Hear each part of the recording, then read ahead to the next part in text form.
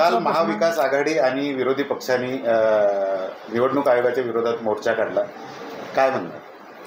बघा, त्यांनी मोर्चा काढला, त्यांचं काय राजकारण मला काही माहीत नाही, पण हे वास्तव आहे की आमच्या बुलढाणा जिल्ह्यामध्ये लाखाच्या जवळपास ही नावं डबलची बोगस नावं आहेत. ते लोक ग्रामीणमध्ये पण मतदान करतात आणि नगरपालिकेत पण मतदान करतात आणि स्वतःला नगरपालिकेत जिंकवण्याकरता ही नावं काही नगरसेवकांनी, इच्छुक लोकांनी बाहेरची टाकलेली आहे, ज्याचा गेल्या 20-25 वर्षापासून ती नावं काढल्या गेली नाही, ज्याचा फटका आम्हाला या ठिकाणी बसून राहिलेला आहे.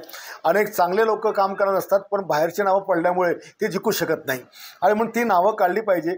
आता मला आठवतं की मागच्या वेळेला एक नगरसेवकाची काही नातेवाईक त्या तहसीलमध्ये होती, तिने त्याच्या विरोधातले जे नाव आहे त्याच्यावर डिलीटचे शिक्के मारले. 40-50 लोकांना मतदान करता आलं नाही. मग जर हे बोगस नाव आहे तर तुम्ही याच्यावर डिलीट शिक्के मारा ना, जो मृत पावला त्याच्यावर डिलीट मारा ना. हा 30 वर्षापासून मेला तरी त्याचं नाव त्याच्यामध्ये आहे. आमचं शहर हे जिल्ह्याचं ठिकाण आहे.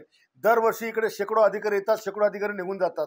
इकडे मतदानाचा हक्क बजावला की त्याचं नाव इथं कायमच राहतं, ते कधीच निघत नाही.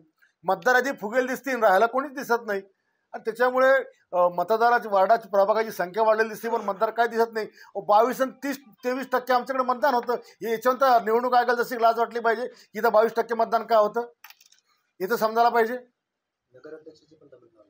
नगराध्यक्षाचं आमच्या शहरामध्ये मागच्या काळात जे होते त्या महिलेचं नाव एकाच एरियात 4 ठिकाणी आहे.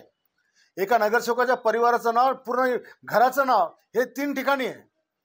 असे कित्येक पुरावे दिलेत आम्ही. 3200 लोकांची आम्ही यादी दिली की बाबा हे बघ, हे संभाजीनगरचं, हे देऊळघाटचं, हे बाळापूरचं नाव आहे, हे देऊळगा राजाचं नाव आहे. 3200 नावाची यादी दिली तरी काढत नाही. विरोधकांसह सत्ताधारी आमदार सुद्धा निवडणूक आयोगाबद्दल बोलतात, मात्र तरीही दखल घेतल्या जाते. तेव्हा निवडणूक आयोगाने विरोधकांचाही राजकारण म्हणून पाहू नये आणि सत्ताधाऱ्यांचंही राजकारण म्हणून पाहू नये.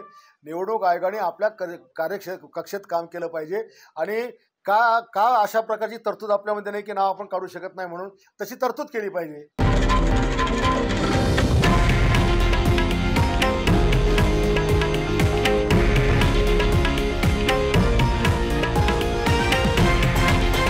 हे आहे देशातील नंबर 1 न्यूज नेटवर्क आणि आपण पाहत आहात TV9 मराठी, एकमेव.